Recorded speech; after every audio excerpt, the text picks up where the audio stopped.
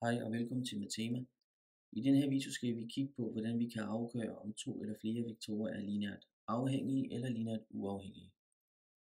Vi kigger på en vektor, der hedder v1 lige med 1, 2, og en vektor, der hedder v2 lige med 2, 3. Hvis vi kan finde en konstant k1, som ganget på den ene vektor, plus med en anden konstant k2, ganget med den anden vektor, giver 0-vektoren, så siger vi, at vektorerne 1, 2 og 2, 3 er lineært afhængige.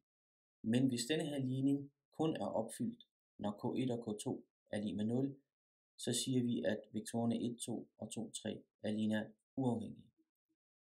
Det første vi kan gøre, det er at lige skrive ligningssystemet ud, sådan så vi kan se, hvordan det ser ud.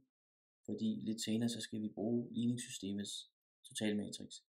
Så jeg skriver lige ligningssystemet ud, så det hedder k1 gange 1, det var k1, plus 2 gange k2, 2 gange k2, og det skal så være lige med 0.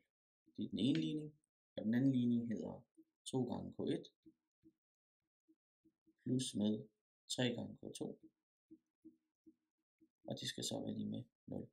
Der har vi vores ligningssystem, og herfra, der opstiller vi ligningssystemets totalmatrix. Så totalmatrix, den hedder følgende. Den hedder 1, 2, 1, 2, 2, 3, 1, 2 og 2, 3, og på højre siden har vi 0, 0. Sådan. Herfra udfører vi vores rækkeoperationer, og husk på, at den første søjle svarer til k1 variablen, og den anden søjle svarer til k2 variablen i vores ligningssystem. Vi kan se, at i vores ligningssystem er k1 og k2 vores variabel. Så vi udfører vores rækkeoperationer. Jeg tænker, at jeg vil bruge det her et-tal til at få et 0 hernede. Så jeg siger minus 2 gange række 1 plus række 2 over i række 2. Og det giver mig 1 der, 2 og 0 der. Og så får jeg et 0 der. Og så siger jeg minus 2 gange 2, det er minus 4, plus 3, det er minus 1. Og minus 2 gange 0, det er 0, plus 0, det giver bare et 0. Sådan. Og så tænker jeg, at jeg ganger igennem med minus 1 på række 2. Så jeg siger minus 1 gange række 2 over i række 2. Så får jeg 1, 2, 0. Og minus 1 gange 0, det er jo bare 0. Minus 1 gange 1, det er 1. Og minus 1 gange med 0, det er 0. Sådan. Og så bruger jeg det her et-tal til at få et 0 heroppe. Så jeg siger minus 2 gange med række 2 plus række 1 over i række 1. Og det giver 1. Så siger jeg minus 2 gange med 0, det er 0, plus 1, det er bare 1. Minus 2 gange med 1, det er minus 2, plus 2, det er 0. Og minus 2 gange 0, det er 0, plus 0, det er 0. Og hernede, der får vi bare 0, 1 og 0. Sådan der. Så fra den her reducerede matrix, der opstiller jeg så mit ligningssystem igen. Så mit ligningssystem ser nu ud på følgende måde.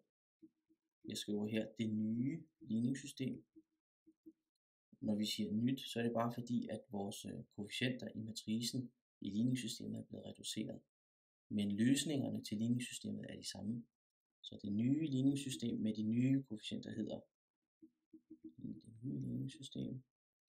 Det bliver, så bruger jeg de her koefficienter nu, og jeg husker på, at til søjle 1, der havde vi variablen k1, og til søjle 2 havde vi variablen k2.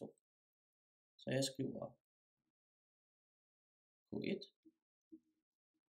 1 gange k1, 1 gange k1, plus 0 gange k2, skal være lige med 0, og 0 gange k1, plus 1 gange k2, er lige med 0. Og fra det nye ligningssystem kan vi se, at K1 bliver lige med 0. Hvorfor? Fordi 1 gange K1, det er K1, som vi har skrevet her, og 0 gange K2, det er jo bare 0, så det går ud. Og så har vi lige 0. Og den anden ligning hernede, der kan vi se, at K2 bliver lige med 0. Så ja, vi kan se, at det vi er kommet frem til, det er, at det her ligningssystem, som vi startede med, det er kun opfyldt, hvis K1 og K2 er lige med 0. Og husk på, hvad vi sagde. Hvis det her ligningssystem kun er opfyldt, når K1 og K2 er 0, så siger vi, at vektorerne 1, 2 og 2, 3 er lineært uafhængige. Og vi har netop fundet ud af, at vores ligningssystem, det kun er opfyldt, når K1 og K2 er lige med 0. Det vil sige, vores vektorer, 1, 2 og 2, 3